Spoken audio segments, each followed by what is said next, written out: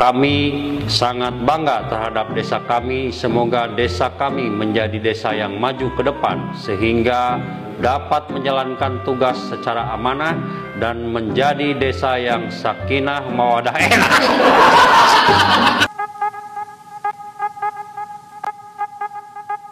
Halo CSS-ku, bertemu lagi dengan Manusia Madesu di Easy Film. Baiklah, berikut ini gua akan meringkas perjalanan band bernama Saosin. Mereka dianggap sebagai band yang kembali mengenalkan subkultur emo dan memiliki pengaruh besar untuk perkembangan musik dunia. Oke CSS-ku, sebelum kita mulai seperti biasa, kita intro dulu guys. Manakah kita mencari manusia, membotakkan mata, mengosongkan jiwa, saya kesunyian, tak lagi kau dengar. Inilah saatnya engkau melihatnya. Ikutlah bersamaku, berjalan bersamaku, dengan apa yang membara, dengan asap bermakna. Marilah harapan jadi kenyataan, marilah harapan jadi kenyataan. We're gonna revolt, and on the throne. We're gonna just like it once he used to Scene dibuka pada tahun 2000-an ketika musik pop punk, metalcore, dan emo mulai populer dan sangat digemari oleh anak muda di seluruh dunia. Para remaja dan anak muda mulai memiliki ambisi untuk menjadi musisi karena terinspirasi dari band seperti Green Day, Sweet Challenge, dan My Chemical Romance. Hal itu mereka lakukan karena jika ingin terlihat keren dan disukai oleh para wanita, mereka harus memiliki band dan tampil di berbagai acara musik seperti pensi sekolah hingga acara musik komunitas. Saat itu seorang pria bernama Bo Bertel juga memiliki mimpi yang sama, yaitu mendirikan band dan ingin menjadi terkenal. Bertel sendiri adalah remaja asal California yang menyukai musik keras seperti hardcore, melodic, dan emo. Ia juga memiliki sahabat baik bernama Justin Skowski yang dikenal handal memainkan berbagai alat musik seperti gitar dan drum. Menurut beberapa sumber, persahabatan mereka terjalin karena keduanya memiliki kesamaan, terutama sama-sama menyukai musik keras.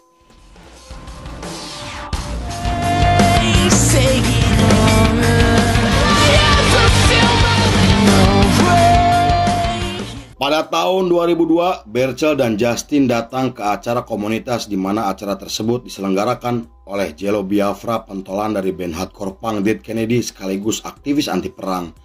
Selain menampilkan beberapa band yang telah memiliki nama besar, acara tersebut juga diselenggarakan untuk mengkritik Presiden George W. Bush yang telah memerintahkan tentara Amerika untuk menginvasi Irak dengan alasan ingin menumpas teroris demi perdamaian dunia. Kemudian di acara tersebut, Bertel dan Justin sangat terkesan melihat penampilan agresif dari band seperti Warzone, Paramore, dan Rage Against the Machine. Mereka juga tak sengaja bertemu dengan teman lamanya Anthony Green atau yang lebih dikenal sebagai Green. Lalu setelah menyaksikan penampilan My Chemical Romance, mereka bertiga kemudian termotivasi untuk mendirikan band sendiri.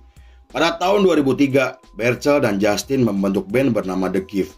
Selain melibatkan Anthony Green sebagai vokalis, mereka juga merekrut Jack Kennedy atas rekomendasi dari teman-temannya. Lalu setelah melakukan 2 kali sesi latihan, Justin beralih menjadi gitaris yang membuat mereka harus mencari drummer baru. Meski cukup kesulitan, namun mereka akhirnya berhasil menemukan seorang drummer bernama Pat. Bersama drummer barunya, mereka menggelar pertunjukan pertamanya di acara pensi sekolah dengan formasi Anthony Green pada vokal, Bertel pada gitar, Justin pada rhythm, Jack Kennedy pada bass, dan Pat pada drum. Kemunculan mereka langsung menarik perhatian banyak orang karena di saat musik pop punk dan metalcore yang sedang populer, mereka muncul dengan musik melodik agresif yang membuat mereka digambarkan sebagai band melawan arus.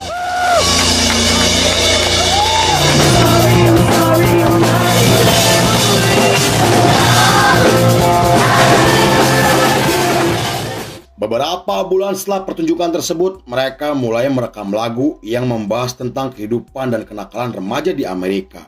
Mereka kemudian memutuskan mengganti nama bandnya menjadi Saosin atas kesepakatan bersama setelah memikirkan selama 3 minggu. Nama Saosin sendiri diambil dari terjemahan bahasa Mandarin yang artinya hati-hati. Mereka memilih nama tersebut karena terdengar keren dan mudah diingat.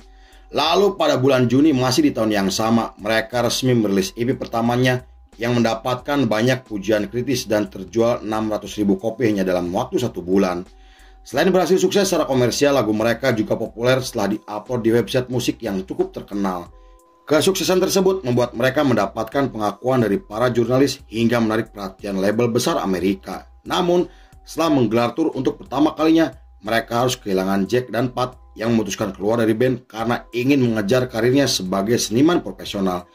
Mereka kemudian merekrut Chris dan Alex Rodriguez untuk menempati posisi bass dan drum yang ditinggalkan oleh teman-temannya.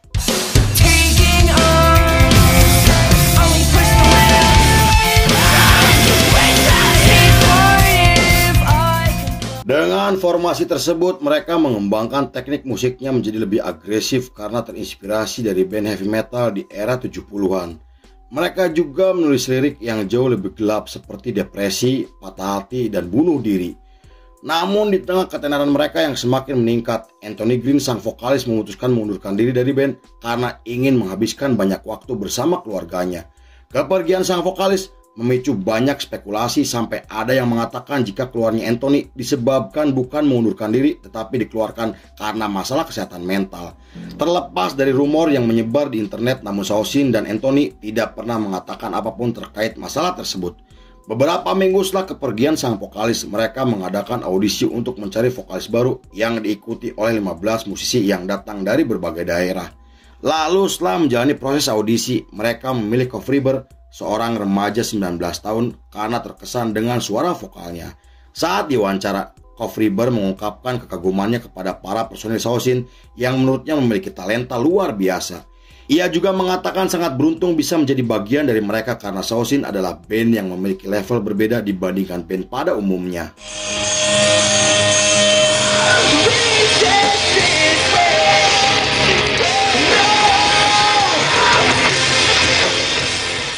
Bersama vokalis barunya, mereka tampil di festival besar dan menggelar tur nasional selama 2 bulan.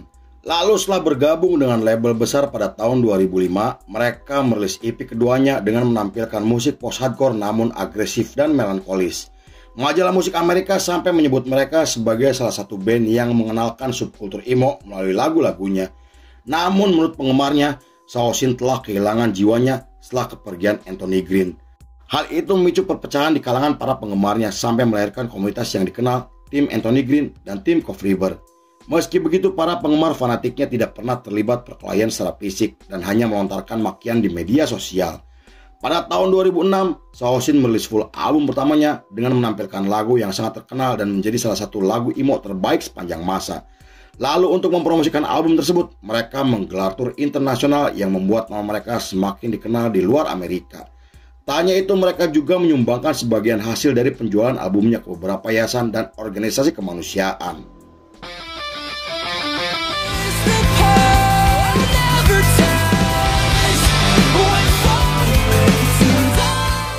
Beberapa bulan kemudian, mereka merilis lagu dan menjadi band pembuka untuk band Linkin Park pada tahun 2007. Setelah itu, mereka menggelar tur ke beberapa negara seperti Eropa, Australia, Jepang, dan Indonesia untuk pertama kalinya. Lalu setelah merilis EP album dan menggelar pertunjukan di Singapura pada tahun 2008, mereka kembali mengunjungi Indonesia untuk liburan ke Bali sebelum pulang ke Amerika. Selama di Bali, mereka mengunjungi tempat eksotis dan mencicipi makanan tradisional hingga berbaur dengan masyarakat lokal. Pada tahun 2009, setelah merilis EP dan album keduanya, muncul konflik internal yang dipicu karena perbedaan pendapat, dan pada 21 Juli 2010, sang gitaris mengumumkan jika Kof Riber, sang vokalis, telah dikeluarkan dari band. Hal itu membuat Kof Riber sakit hati karena merasa telah dibuang setelah berjuang selama 4 tahun. Lalu di tengah ketidakpastian masa depan bandnya, muncul rumor yang mengatakan jika Charles akan menggantikan Kof Riber sebagai vokalis. Namun, Saosin membantah rumor tersebut dengan mengatakan jika mereka belum menemukan vokalis yang tepat.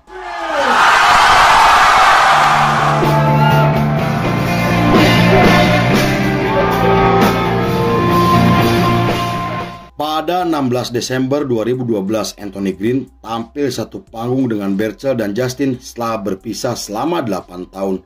Hal itu menimbulkan rumor yang mengatakan jika Anthony Green akan kembali ke dalam formasi. Meski Anthony sempat membantah rumor tersebut, namun akhirnya ia kembali bergabung pada tahun 2014. Kembalinya Anthony Green ke dalam formasi disambut baik oleh para penggemarnya dan selain menggelar tur Eropa, mereka merekam 12 lagu untuk album ketiganya. Album tersebut akhirnya resmi dirilis pada tahun 2016 dan dianggap sebagai rilisan paling ditunggu-tunggu oleh banyak orang.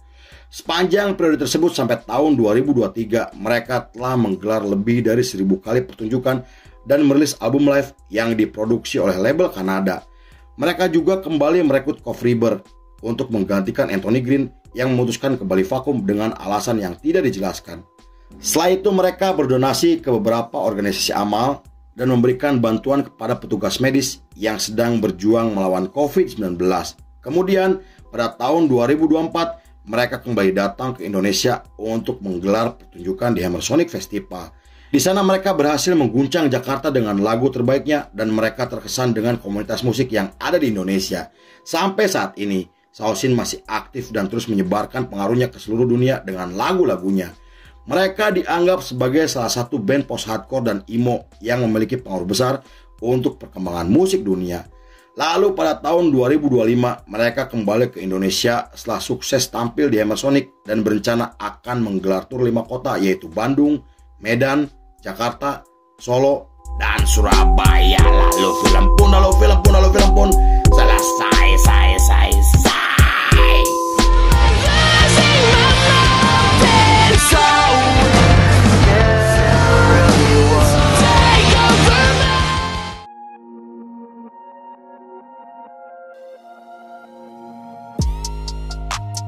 Musik bukan milik satu generasi, tapi milik seluruh umat manusia. Baik, tukang cuang keoke CCSku, terima kasih sudah menyaksikan ringkasan ini hingga selesai. Saya beserta jajaran Berandal Malam kembali pamit undur diri. Sampai jumpa di episode berikutnya. Bye bye CSku. Yow.